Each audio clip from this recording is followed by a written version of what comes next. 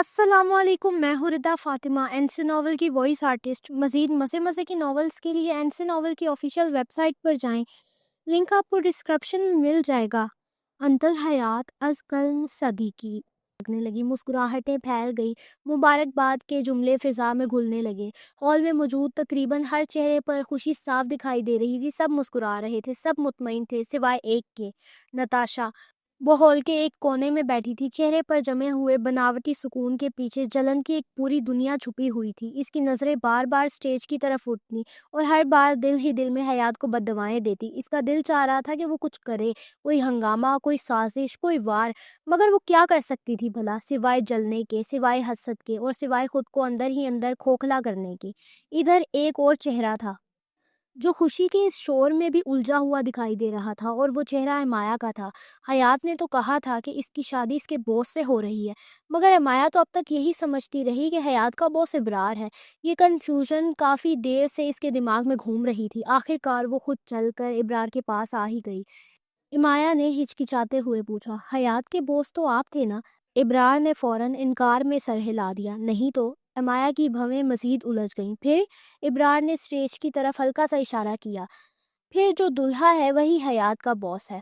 امایا چونک گئی۔ تو پھر آپ؟ ابرار نے مسکرا کر کہا، آپ میرے آفس آئی تو تھیں۔ امایا نے فوراً بات جوڑی، او تو آپ نے کہا تھا کہ آپ دونوں آفس کے باس ہیں۔ ابرار نے سنجیدگی سے پوچھا، میں نے ایسا کب کہا تھا؟ امایا نے چند لمحے سوچا، پھر ہلکی سی شرمندگی کے ساتھ بولی، او عجیب۔ اس کی اس معصوم سی الجھن پر ابرار کی مسکراہٹ اور گہری ہو گئی۔ اسی لمحے امایا کی نظریں بے اختیار دروازے کے قریب کھڑے ادھر ادھر دیکھتے واضح طور پر الجھے ہوئے ایک اور لڑکے پر جا ٹھہری۔ اس نے چونک کر آنکھیں پھیلائیں، وقاص؟ ابرار نے بھی اس کی نظر کا تعاقب کیا۔ دروازے کے پاس کھڑا وہ لڑکا اب اسے بھی صاف دکھائی دے رہا تھا۔ اس نے ہلکی سی الجھن کے ساتھ پوچھا، یہ کون ہے؟ امایا نے بنا رکے جواب دیا، میرا فیونسے۔ یہ کہتے ہی وہ تیزی سے اس کی طرف بڑھ گئی، اور فیونسے کا لفظ سنتے ہی ابرار وہیں کا وہیں ساکت رہ گیا۔ ہال میں پھیلی خوشی، شور، ہنسی، سب کچھ ایک لمحے کو اس کے لیے پس منظر میں چلا گیا۔ اس کی نگاہیں امایا کی پشت پر جمی رہ گئیں جو وقاص کی طرف بڑھ رہی تھی۔ نہ جانے کیوں دل کے کسی کونے میں ایک انجانی سی چبھن نے سر اٹھایا۔ وہ خود ہی خود سے سوال کرنے لگا، یہ احساس اب کہاں سے آ گیا تھا؟ ابرار نے بے اختیار مٹھی بھینچی۔ اسے خود بھی سمجھ نہیں آ رہی تھی کہ یہ دل میں الجھنے والی الجھن کس بات کی تھی۔ امایا کی منگنی، وہ تو ایک عام سی بات ہونی چاہیے تھی، پھر یہ بے نام سی کسک کیوں؟ اس نے نظر ہٹانے کی کوشش کی، مگر نگاہیں پھر بھی دروازے کی سمت چلی جاتی جہاں امایا وقاص کے سامنے جا کھڑی ہوئی تھی۔ وقاص نے چونک کر اسے دیکھا، پھر مسکرایا، وہی مسکراہٹ جو ابرار کو بلا وجہ کھٹکنے لگی۔ بہت دیر سے آئے ہیں آپ؟ امایا نے خفگی سے اس سے کہا، سوری۔ پھر وقاص نے چاروں طرف نظر دوڑاتے ہوئے کہا، بہت بڑا فنکشن ہے؟ امایا نے ہاں میں سر ہلایا۔ ہاں، اس کے بابا کا دل تھا کہ سب اچھے سے ہو۔ ابرار کچھ فاصلے پر کھڑا یہ سب دیکھ رہا تھا۔ وہ جانتا تھا کہ اسے اس منظر سے کوئی فرق نہیں پڑنا چاہیے، مگر فرق پڑ رہا تھا، شاید اس لیے کہ امایا کی ہنسی کسی اور کے ساتھ دیکھنا دل کو عجیب سا لگا تھا۔ اسٹیج کے قریب صوفوں پر امن کے سارے بھائی اس طرح بیٹھے تھے جیسے کسی غیر اعلانیہ محفل کا آغاز ہو چکا ہو۔ ایک صوفے پر اذلان اکیلا براجمان تھا، دوسرے پر ارحم بیٹھا تھا، جبکہ امن کے برابر ارسل بھی موجود تھا۔ دانیال اور یوسف اذلان والے صوفے کے ساتھ ہی کھڑے تھے۔ دانیال نے حیات کی طرف شرارتی سی مسکراہٹ اچھالی، بھابھی ذرا غور سے دیکھ لیں ہم سب کے چہرے۔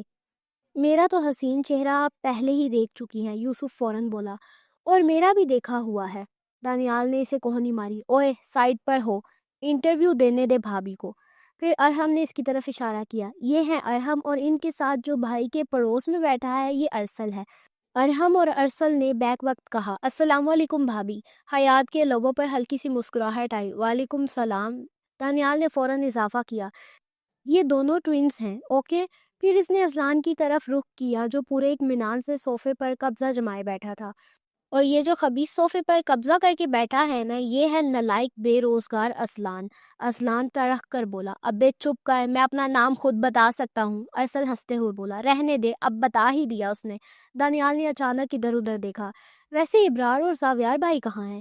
امن نے سکون سے جواب دیا، زاویار کیٹرنگ کے پاس ہوگا۔ اذلان نے طنز کیا، ہاں سب کو کھانا کھلا کر ہی آئے گا اب وہ۔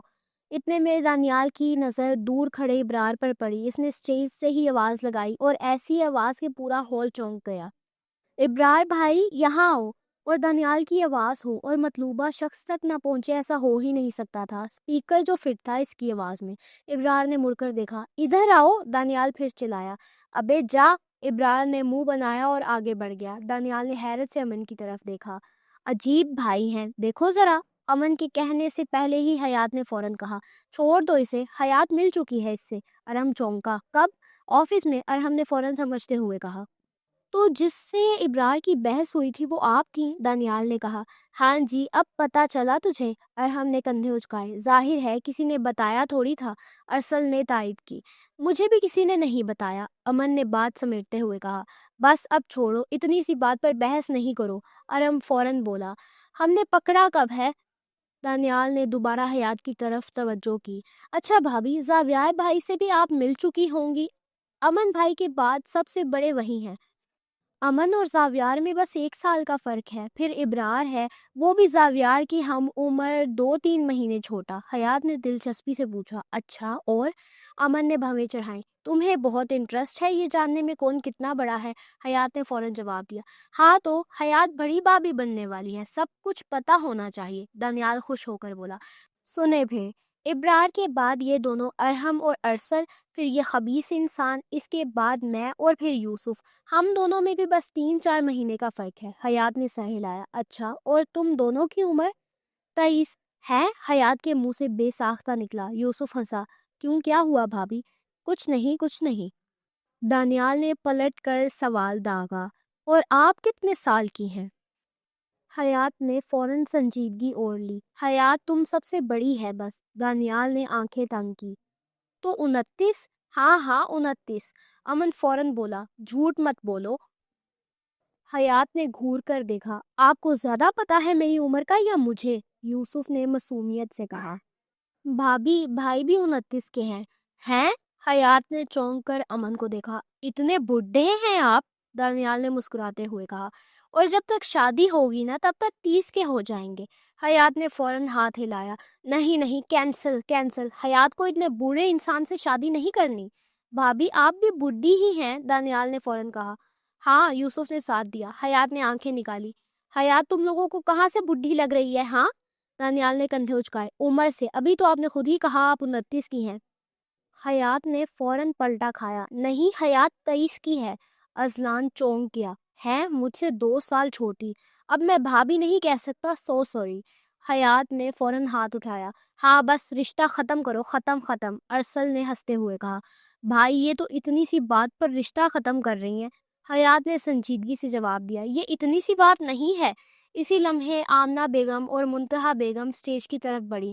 آمنہ بیگم نے ذرا خفگی سے سب کو دیکھا اور بولی، تم لوگوں کی ملاقات ہو گئی ہو تو ہمیں بھی ملنے دو۔ منتہا بیگم نے فوراً تائید کی۔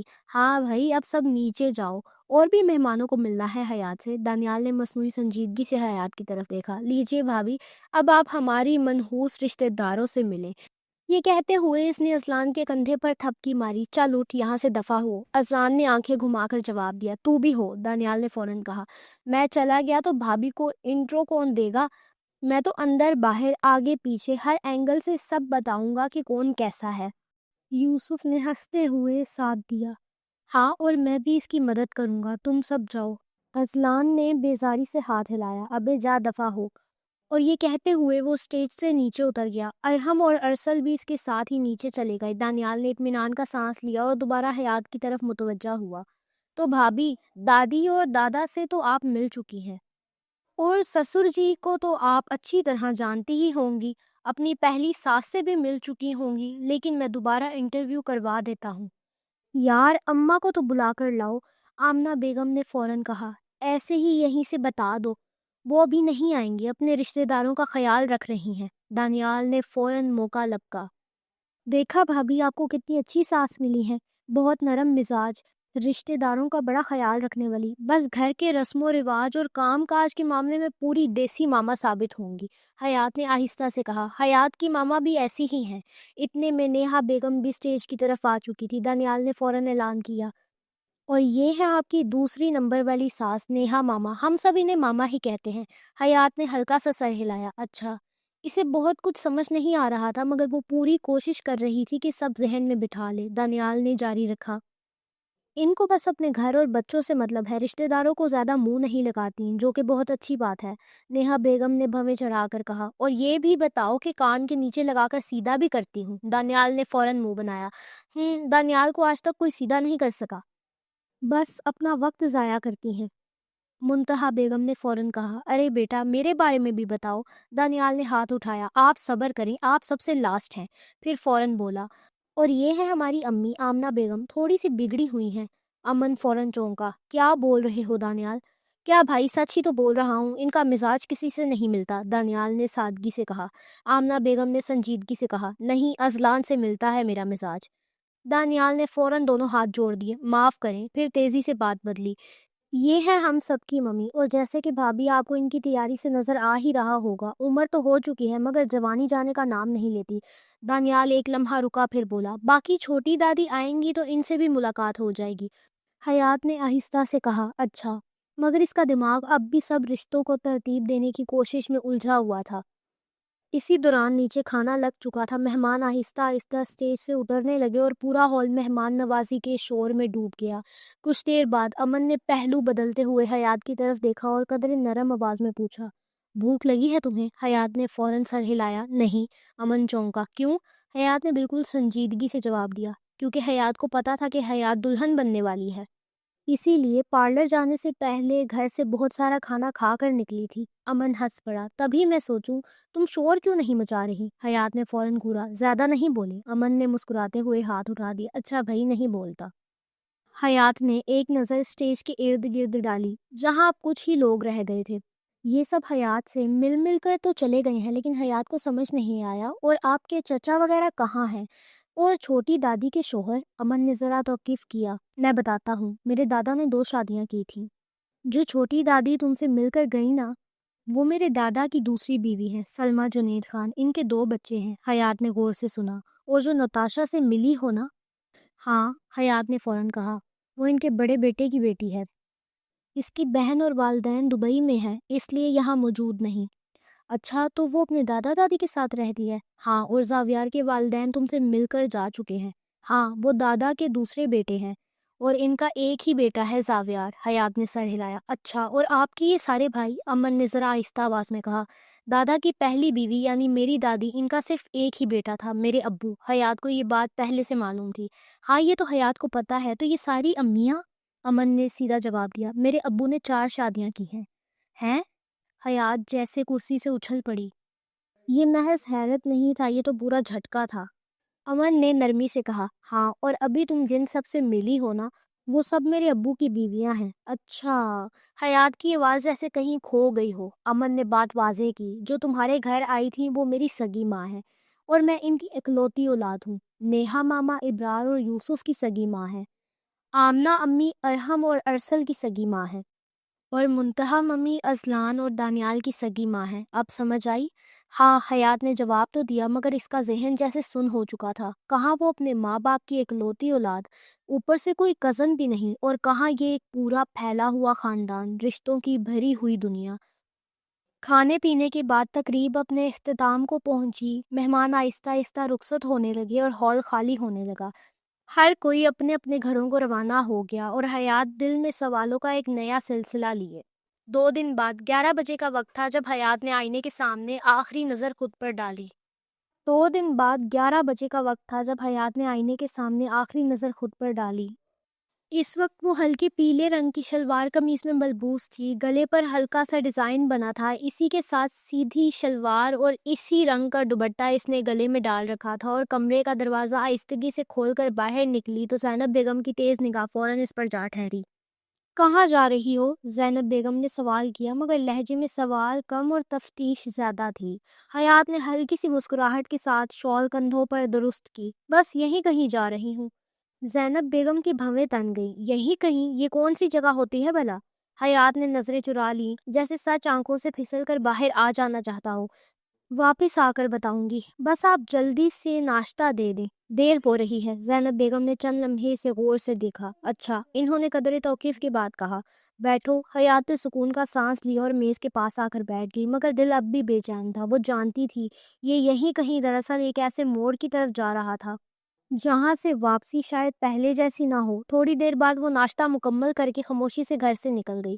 امن کے آفس کی عمارت میں قدم رکھتے ہی اس کی دل کی دھڑکن بے اختیار تیز ہو گئی۔ وہ سیدھی آفس کے اندر کی طرف بڑھ رہی تھی۔ وہ ابھی چند قدم ہی چلی تھی کہ پیچھے سے ایک مانوس آواز نے اسے روک لیا۔ حیات کے قدم یکدم رک گئے۔ اس نے پلٹ کر دیکھا، پھر آہستگی سے واپس کاؤنٹر کی طرف آ گئی۔ کیا ہے؟ اس کے لہجے میں عجلت نمایاں تھی۔ زارا نے گھڑی کی طرف دیکھا۔ اتنی لیٹ؟ حیات نے ہلکا سا شانہ اچکایا۔ ہاں تو حیات ابھی اٹھی ہے۔ زارا مسکرا دی۔ لو پھر سائن کرو۔ فائل اس کی طرف بڑھاتے ہوئے حیات نے بے دلی سے کہا۔ جلدی کراؤ، حیات کو جانا ہے۔ زارا نے فائل آگے کر دی۔ حیات دستخط کرنے لگی تو اچانک زارا کی نظر اس کے ہاتھ میں پہنی انگوٹھی پر جا ٹھہری۔ وہ لمحے بھر کے لیے رک گئی۔ واو، تمہاری رنگ کتنی پیاری ہے۔ اس کی آواز میں خالص حیرت تھی۔ ڈائمنڈ کی ہے؟ حیات نے نظریں اٹھائے بغیر بس اتنا کہا۔ اسی لمحے مایا بھی ان کی طرف متوجہ ہو گئی۔ مجھے بھی دکھاؤ نا۔ حیات نے خاموشی سے اپنا ہاتھ آگے کر دیا۔ مایا نے غور سے دیکھا، پھر چونک کر بولی، تم تو رنگز نہیں پہنتی تھی، پھر یہ؟ زارا بھی فوراً بولی، ہاں پہلے تو میں نے تمہارے ہاتھ میں کبھی رنگ نہیں دیکھی۔ نئی ہے نا؟ حیات نے قلم رکھتے ہوئے بے پرواہی سے کہا۔ ہاں بس حیات کل اتار دے گی۔ مایا نے فوراً اعتراض کیا۔ کیوں یار، اچھی لگ رہی ہے، پہنی رہو نا۔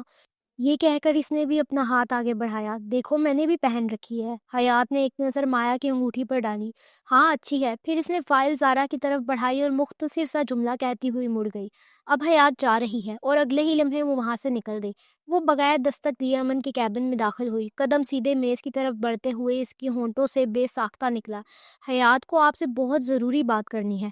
امن اس کی اچانک آمد پر چونکا، مگر صرف ایک لمحے کے لیے۔ اب وہ اس عادت کا عادی ہو چکا تھا۔ وہ جو کسی بھی وقت کسی بھی جگہ بغیر اجازت چلی آتی تھی، وہ صرف حیات ہی تھی۔ حیات، السلام۔ وعلیکم السلام۔ اس نے فوراً بات شروع کی۔ اب میری بات سنیں، میرے پاس زیادہ وقت نہیں ہے، امن نے کرسی سے ٹیک ہٹاتے ہوئے کہا۔ بولو، سن رہا ہوں میں۔ اگلے ہی لمحے حیات نے اپنے ہاتھ کی انگلی سے وہ انگوٹھی اتاری جو اس کی اور امن کی منگنی کی نشانی تھی، اور میز پر رکھ کر امن کی طرف بڑھا دی۔ حیات آپ سے منگنی توڑ رہی ہے۔ اس کی آواز میں کوئی لرزش نہ تھی۔ حیات کو آپ سے کوئی رشتہ نہیں رکھنا۔ امن کے چہرے کا رنگ بدل گیا کہ کیا ہوا ہے حیات؟ یہ حیات کا فیصلہ ہے۔ اس نے نظریں جھکا لی۔ آپ یہ رنگ اپنے پاس رکھیں اور اپنی فیملی کو منع کر دیں۔ لیکن کیوں؟ بس حیات کو آپ سے کوئی رشتہ نہیں رکھنا۔ وجہ تو بتاؤ، کیا کسی نے تم سے کچھ کہا ہے؟ حیات نے مسکرا کر کہا۔ حیات سے کوئی کچھ کہہ سکتا ہے بھلا؟ امن کی آواز میں بے چینی اتر آئی۔ پھر کیا بات ہے؟ وہ لمحہ بھر رکی، پھر جیسے خود کو مضبوط کرتے ہوئے بولی، آپ کسی اور سے شادی کر لیں۔ امن نے فوراً کہا، لیکن مجھے تم سے شادی کرنی ہے۔ حیات نے چونک کر اسے دیکھا۔ کیوں؟ کیونکہ تم مجھے اچھی لگتی ہو، اس نے ناگواری سے جواب دیا۔ اور آپ مجھے اچھے نہیں لگتے۔ حیات، یہ وجہ نہیں ہے۔ یہی وجہ ہے، اس نے فیصلہ کن لہجے میں کہا۔ اور حیات نے ابھی اپنے ماں باپ کو کچھ نہیں بتایا، وہ پریشان ہو جائیں گے۔ آپ اپنے دادا کو فون کر کے منع کر دیں، کچھ بھی کہہ دیں کہ لڑکی نہ سمجھ ہے، پاگل ہے، ہمارے گھر کے قابل نہیں، جو آپ کو ٹھیک لگے کچھ بھی بول دیں۔ اور اب حیات جا رہی ہے، اللہ حافظ۔ اس نے بات ختم کی اور پلٹ گئی۔ وہ ابھی مڑی ہی تھی کہ امن تیزی سے اپنی نشست سے اٹھا اور اس کے سامنے آ گیا۔ حیات، یہ وجہ نہیں ہے، میں جانتا ہوں۔ اس کی آواز میں بے چینی تھی۔ کچھ ہوا ہے؟ کسی نے کچھ کہا ہے؟ اس دن تو تم خوش تھی، آج اچانک کیا ہو گیا؟ آپ بہت ڈھیٹ انسان ہیں، وہ جھنجھلا کر بولی۔ حیات جب کہہ رہی ہے تو ادھر آؤ۔ امن نے اس کا ہاتھ تھام لیا اور اسے صوفے کی طرف لے گیا۔ بیٹھو اور آرام سے بات کرو۔ حیات خاموشی سے بیٹھ گئی۔ چند لمحے وہ کچھ نہ بولی اور امن خاموشی سے اس کے چہرے کو دیکھتا رہا۔ چند لمحے گزرے، کمرے میں خاموشی اتر آئی۔ کچھ لمحے کی خاموشی کے بعد امن بولا، بولو حیات۔ امن کی آواز نرم تھی، مگر اندر چھپی بے چینی صاف جھلک رہی تھی۔ حیات نے نظریں جھکا کر کہا، آپ دوسری شادی کر لیں۔ کیا؟ وہ چونکا۔ اسے ایک لمحے کو کچھ سمجھ نہ آیا۔ حیرت بھی ہوئی اور بے ساختہ ہنسی بھی آ گئی۔ ابھی تو شادی بھی نہیں ہوئی اور دوسری شادی تک پہنچ گئی؟ آپ کے دادا نے 2 شادیاں کی، آپ کے ابو نے 4۔ حیات کی آواز میں کرواہٹ تھی۔ تو پھر آپ پر کیا بھروسہ، کل کو آپ بھی 2 یا 4 شادیاں کر لیں؟ امن مسکراتے ہوئے بولا، 3 کروں گا، شوق سے کریں۔ حیات یکدم کھڑی ہو گئی۔ حیات آپ کو نہیں روک رہی؟ وہ جانے لگی تو امن نے فوراً اس کا ہاتھ تھام لیا۔ ارے مذاق کر رہا ہوں میں۔ حیات نے سختی سے ہاتھ چھڑوانے کی کوشش کی۔ آپ کی دادی، آپ کی امی بہت صبر والی ہوں گی، میرے اندر اتنا صبر نہیں ہے۔ اس کی آواز لرز گئی۔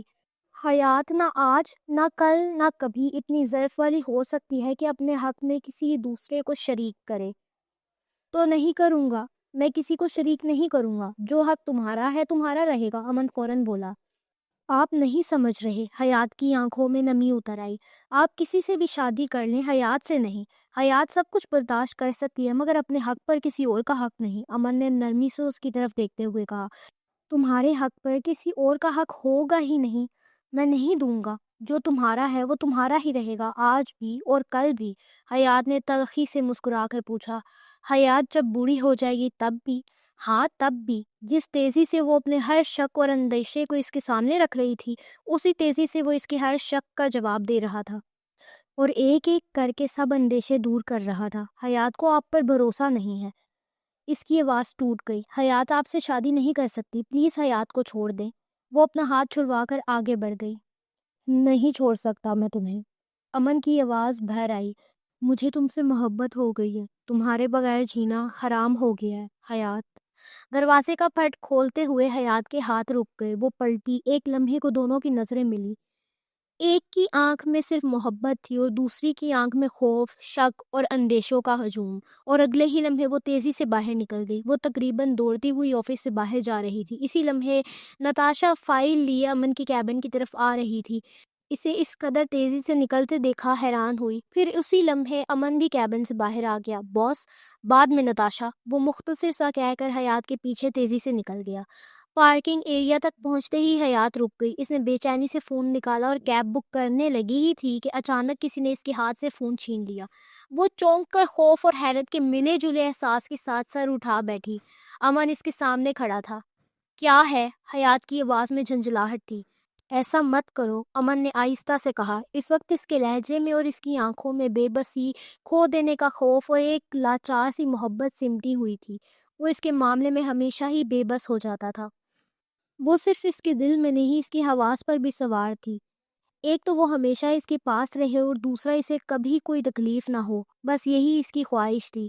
اور جب ایسا نہ ہوتا تو اس کا دماغ جیسے کام کرنا چھوڑ دیتا، ساری دنیا دھندلا جاتی اور اسے صرف حیات ہی نظر آتی تھی۔ اسے سمجھ ہی نہیں آتا تھا کہ وہ کہاں جائے، کیا کرے۔ اس لمحے اس کی ساری ذہانت مان پڑ جاتی تھی۔ بہت پچھتائیں گے آپ، حیات نے سرد لہجے میں کہا۔ میں پچھتانا چاہتا ہوں، امن کی آواز میں سچائی تھی۔ حیات آپ کو برباد کر دے گی، اس کی آواز میں انتباہ تھا۔ میں برباد ہونا چاہتا ہوں، امن کے لہجے میں کوئی تذبذب نہیں تھا۔ حیات نے ناگواری سے ہونٹ کھینچے۔ حیات، بہت بڑی مصیبت ہے۔ مجھے یہ مصیبت خوشی خوشی قبول ہے، امن نے سنجیدگی سے جواب دیا۔ حیات نالائق ہے، یہ جملہ اس نے تلخی اور خود پر طنز کے ساتھ کہا۔ مجھے یہی نالائق لڑکی پسند ہے، وہ اب بھی سنجیدہ تھا۔ حیات پاگل ہے، اب اس کی آواز میں جھنجھلاہٹ تھی۔ مجھے یہ پاگل لڑکی پسند ہے، وہ نرمی سے بولا۔ حیات بہت انمیچور ہے۔ حیات بہت انمیچور ہے، وہ تقریباً جھڑک کر بولی۔ مجھے یہی انمیچور لڑکی پسند ہے، امن کا لہجہ پرسکون تھا مگر اس یقین میں کوئی کمی نہیں تھی۔ حیات بہت کام بگاڑتی ہے، اس نے جھنجھلاہٹ کے ساتھ کہا۔ میں حیات کا ہر بگڑا ہوا کام سنبھال لوں گا۔ حیات بہت موڈی لڑکی ہے۔ حیات نے ناگواری سے اگلا جملہ کہا۔ کسی بات سے تو امن کو فرق پڑ جائے، لیکن نہیں۔ امن مسکرایا۔ میں حیات کے موڈ کے حساب سے خود کو ڈھال لوں گا۔ حیات نے ایک لمحے توقف کیا، پھر دھیمی مگر کامتی آواز میں بولی۔ اور اگر آپ نے دوسری شادی کر لی تو تم اجازت مت دینا، کسی چیز کے لیے مرد کو کب اجازت کی ضرورت پڑتی ہے، اس نے تلخی سے کہا۔ جب وہ ٹھان لے تو کر گزرتا ہے، اور اگر آپ نے کر دکھایا تو حیات کیا کرے گی؟ اس دن حیات مر جائے گی، حیات زندہ نہیں رہے گی۔ پھر چند لمحوں کو وہ رکی، پھر خود کو سنبھال کر بولی۔ ویسے بھی حیات کو فرق نہیں پڑتا، آپ حیات کو چھوڑ کر کسی اور سے شادی کر لیں، 2 کریں، 3 کریں یا 4، حیات کی بلا سے، یہ آپ کی مرضی ہے۔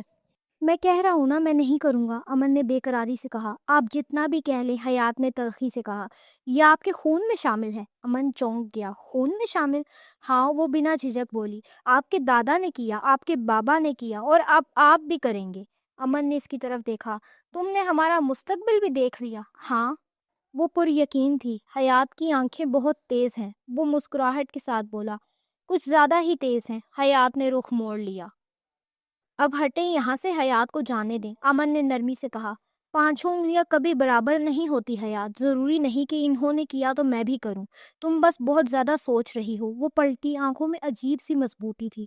جو بھی ہو، حیات کو آپ پر بھروسہ نہیں ہے۔ امن نے لمحے بھر کو خاموشی سے اسے دیکھا، پھر دھیرے سے بولا، نہیں کرو مجھ پر بھروسہ۔ امن کی آواز دھیمی ہو گئی، لیکن مجھے ایک موقع تو دے سکتی ہو نا، صرف شک کی وجہ سے تم مجھے چھوڑ رہی ہو؟ حیات نے بغیر کسی تذبذب کے جواب دیا، شک نہیں، یقین ہے۔ تو میری محبت پر یقین کر لو۔ حیات کی آنکھوں میں ٹھنڈک سی اتر آئی۔ نہ آپ پر حیات کو بھروسہ ہے، نہ آپ کی باتوں پر، اور نہ ہی آپ کی محبت پر۔ امن کی آواز باہر آئی۔ وہ اس کے سامنے کھڑا تھا، جیسے آخری بار خود کو اس کے سامنے رکھ رہا ہو۔ میرے لیے اگر میرے بھائیوں کے علاوہ کوئی سب سے زیادہ ضروری ہے، کوئی سب سے زیادہ اہم ہے، تو وہ تم ہو حیات۔ وہ رکا، پھر آہستہ سے بولا، تم میری محبت کی آخری وارث ہو حیات۔ تمہارے ہوتے ہوئے میں کسی دوسری لڑکی سے شادی تو دوں، اس کے بارے میں سوچ بھی نہیں سکتا۔ میری محبت کا سلسلہ میرے بھائیوں سے شروع ہو کر تم پہ تمام ہوتا ہے، ایسے میں دوسری شادی کا تو سوال ہی پیدا نہیں ہوتا۔ تم اپنے ذہن سے اس شک کو نکال ہی دو۔ امن، جنید خان تمہارے علاوہ کسی کو نہ چاہ سکتا ہے، نہ اپنا سکتا ہے۔ حیات نے امن کی آنکھوں میں دیکھا۔ وہ آنکھیں جو ہمیشہ پرسکون رہا کرتی تھی، آج بے قرار تھیں۔ وہ آنکھیں جو حساب، منطق اور کنٹرول جانتی تھی، آج صرف محبت مانگ رہی تھی۔ پھر حیات نے نظریں چرا لی، لیکن حیات کو آپ سے محبت نہیں ہے۔ امن نے ہلکی سی مسکراہٹ کے ساتھ سر ہلایا۔ میں جانتا ہوں، میں محبت مانگ بھی نہیں رہا، محبت دے رہا ہوں، محبت کو قبول کرنے کا کہہ رہا ہوں۔ یہ کہہ کر امن نے اپنی بند مٹھی حیات کے سامنے بڑھائی اور آہستگی سے کھول دی۔ اس کی ہتھیلی میں وہی منگنی کی انگوٹھی رکھی تھی۔ پھر وہ دھیرے سے بولا، جو تمہارا ہے وہ تمہارا ہی رہے گا، وہ تھوڑا سا بھی کسی اور کا نہیں ہوگا۔ چند لمحے دونوں کے درمیان خاموشی رہی، پھر حیات نے خاموشی سے اپنا ہاتھ آگے بڑھا دیا۔ امن نے مسکراتے ہوئے رنگ اسے واپس پہنا دی۔ وہ مسکراہٹ وعدہ تھی، اور وہ انگوٹھی یقین۔ اس لمحے کسی نے کچھ نہیں کہا، کیونکہ کچھ فیصلے لفظوں کے محتاج نہیں ہوتے، وہ بس محسوس کیے جاتے ہیں۔ تم میری آخری محبت ہو، تم میری آخری ضد ہو، تم میرا شوق ہو آخری، تم میری آخری حد ہو، تم دل میں دھڑک بن کر ایک آخری دھڑکن ہو، تم سوال بھی ہو، تم جواب بھی ہو، جو کہیں نہیں ملی راحت دل کو، وہ بہکا سا احساس بھی ہو۔ میرے پاس رہو ہر گھڑی، تم سے میرا دل نہیں بھرتا، ہار آؤں دنیا جہاں سے میں، تم میری جیت کا ایک پیارا سا انعام بھی ہو۔ تم ایک عادت ہو جو بگڑی ہوئی ہے، تم ایک بات ہو جو الجھی ہوئی ہے، تم ایک ہوا ہو جو مجھے لگی ہے، تم ایک راہ ہو جہاں چلنے کی اجازت مجھے ملی ہے۔ چلو تم آخری سفر تک میرے، رہو تم آخری سانس تک میرے، سمجھو مجھے آخری الفاظ تک میرے، پڑھو مجھے آخری جذبات تک میرے۔ تم میری آخری محبت ہو، تم میری آخری حسرت ہو، تم میری آخری چاہت ہو، تم میری آخری محبت ہو۔ ختم شدہ۔ انتل حیات کا اختتام یہاں نہیں ہوا، یہ تو صرف باب اول کا اختتام تھا۔ باب دوم کی کہانی ابھی باقی ہے۔ حیات اور امن کی شادی شدہ زندگی کی کہانی ابھی لکھی جانی ہے۔ زاویار کی محبت کا سفر ابھی اپنی منزل تک نہیں پہنچا، اور ابرار اور امایا کے بیچ دلوں کی وہ الجھن جسے دونوں نے نظر انداز کیا، ابھی اپنا سوال مانگتی ہے۔ باب دوم جلد آ رہا ہے۔